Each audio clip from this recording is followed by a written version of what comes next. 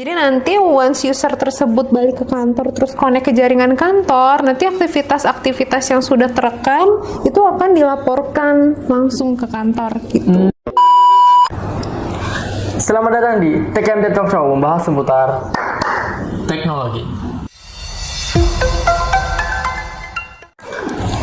Sosial media sedang ramai memperbincangkan soal kebocoran pada pengolahan data sejumlah badan usaha negara. Tentu hal ini mengkhawatirkan mengingat sejumlah data pribadi yang bocor bahkan diperjualbelikan oleh oknum yang tidak bertanggung jawab. Namun kali ini kita tidak membahas lebih dalam mengenai kasus tersebut. Kami akan membahas mengenai keamanan dan bagaimana sih caranya untuk mengantisipasi hal tersebut terjadi. Sekarang saya sudah ditemani dengan Mbak Indri selaku Vice President dari PT Trikreasi Mandiri Teknologi. Yes, apa kabar Mbak? Baik, Baik ya.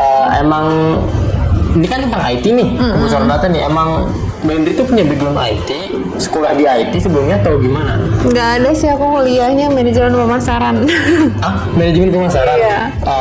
Terus suka IT ini kenapa? Kecemplung karena kerjaannya IT. Tapi berarti ngerti dong IT mah. Ngerti kurang lebih. Ngerti. Oke. Mengingat bahwa keamanan data sangat diperlukan dalam sebuah perangkat agar data-data yang diperlukan tidak dicuri atau dihapus oleh oknum-oknum yang tidak bertanggung jawab. Mbak Indri, baru-baru ini ada berita mengenai penjebolan data di salah satu badan usaha negara yang berujung dijual pada salah satu platform pasar gelap yang pastinya siapapun tidak mau terjadi kan. Bagaimana nih Mbak cara kita untuk mengantisipasi hal tersebut terjadi? Karena TKM Teknologi berfokus di IT security sih, jadi untuk menjaga agar data tidak hilang, maka dari sisi IT itu diperlukan software atau hardware yang pastinya untuk menjaga keamanan data. Seperti yang kita tahu, data itu pasti kan banyak disimpan di laptop, server, atau PC yang pastinya diakses-akses sama para karyawan ya. Untuk itu, TKM ada solusi software di mana software tersebut diinstal di dalam laptop atau PC dan software tersebut fungsinya untuk memonitor aktivitas-aktivitas yang dilakukan oleh user yang menggunakan PC atau komputer tersebut. Sehingga jika ada aktivitas mencurigakan seperti mau melakukan pencurian data, itu sudah terdeteksi oleh software ini sih. Gitu. Berarti ada ya Mbak caranya kita memonitoring laptop atau perangkat-perangkat yang ada. Ada solusinya nih. Seperti yang kita ketahui Mbak, sekarang sudah ada sistem kerja work from home di mana karyawan tidak perlu datang setiap hari ke kantor. Pertanyaannya, bagaimana cara kita memonitor aktivitas mereka selama mereka work from home Mbak? Oke, balik lagi ke software yang tadi. Jadi software ini memang banyak banget modulnya ya. Salah satunya kan tadi ada memonitor aktivitas. Nah ini cocok banget untuk jawaban pertanyaannya Fauzi. Kita gimana sih memonitor karyawan kalau lagi ada di rumah? Karyawan atau user lah ya yang menggunakan PC atau laptop yang kita install software ini.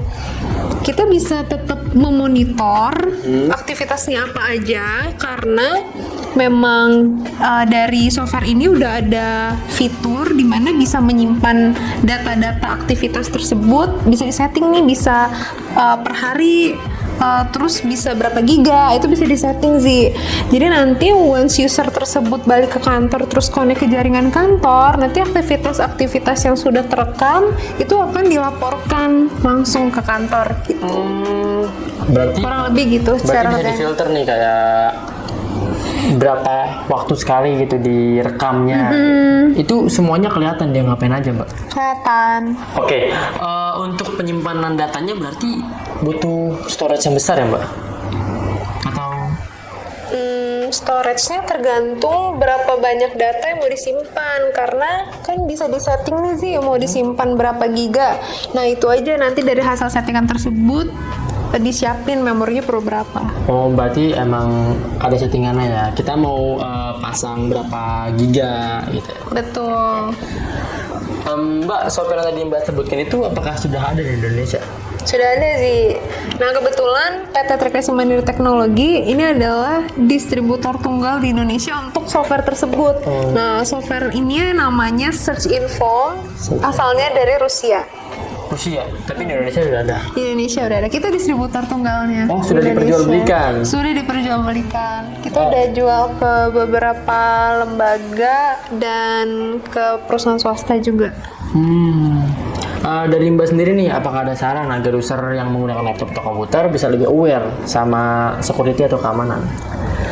Oke, sebenarnya keamanan data perlu dijaga dari internal maupun eksternal. Nah, kita dari internal dulu ya. Kalau dari internal menurut aku perlu diadakan training dari manajemen kepada user-user, bukan IT aja sih, dari admin mungkin, finance, harus dikasih knowledge tentang security agar mereka kalau dapat email nih, contohnya email kan suka ada yang spam, phishing. Jadi misalnya ke finance nya udah seneng nih dapat email PO atau sudah dilakukan pembayaran, itu kan bisa aja pas kita klik ternyata bukan PO beneran kan, tapi itu spam.